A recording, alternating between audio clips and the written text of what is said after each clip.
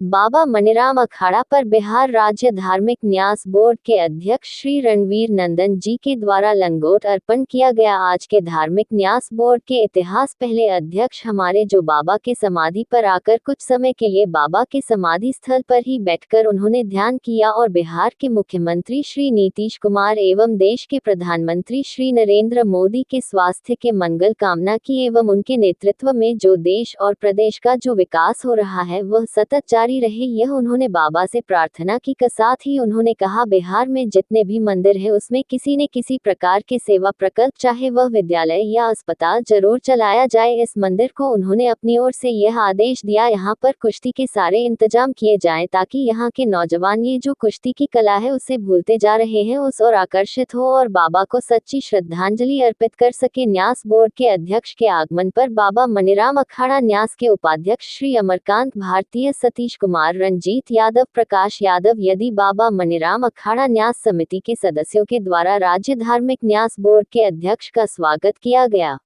राज्य धार्मिक परिषद के अध्यक्ष प्रोफेसर रणवीर नंदन के द्वारा यहाँ पर लंगोट अर्पण किया गया। साथ ही उनके समाधि पर बैठकर उन्होंने ध्यान किया। यह जो बाबा का जो मेला है लंगोट अर्पण का, जिस प्रकार से महाराष्ट्र में समर्थ गुरु रामदास ने जगह जगह अखाड़े बनवाए थे और उनकी भी अखाड़ा का और शक्ति साधना और स्वस्थ शरीर में ही स्वस्थ मन का वास होता है और इस माध्यम से वो हिंदू समाज, हिंदू संस्कृति का उन्होंने जो सेवा किया है वह अद्वितीय है। और बाबा का यहाँ पे बड़ा प्राचीन इतिहास है और उस गरिमा को जो है हम लोग यहाँ पर प्रतिवर्ष आषाढ़ पूर्णिमा से लेकर एक सप्ताह तक वार्षिक लंगोट अर्पण का मेला का आयोजन होता है। उसमें शहर के विभिन्न मोहल्ले के, जिले के और यहाँ नहीं इस प्रदेश के साथ साथ पूरे देश के लोग भी जो यहाँ पर जिनको जानकारी होती है वो आते हैं। बाबा भोलेनाथ वैद्यनाथ से दर्शन करके जो राजगीर आते हैं उनकी भी बड़ी संख्या में वह श्रद्धालु यहाँ पर आकर बाबा के चरणों में शीश नवाते हैं, लंगोट अर्पण करते हैं। टाउन हॉल में विद्यार्थी परिषद के कार्यक्रम में आया और उसके बाद मैं आज इस प्रसिद्ध मनीराम बाबा के अखाड़ा में आया हूँ। वैसे भी जब मैंने बिहार राज्य धार्मिक न्यास परिषद के अध्यक्ष का कार्यभार संभाला तो मेरे मन में इच्छा है बिहार के जितने भी प्रमुख मठ और मंदिर हैं वहाँ मैं जाऊं।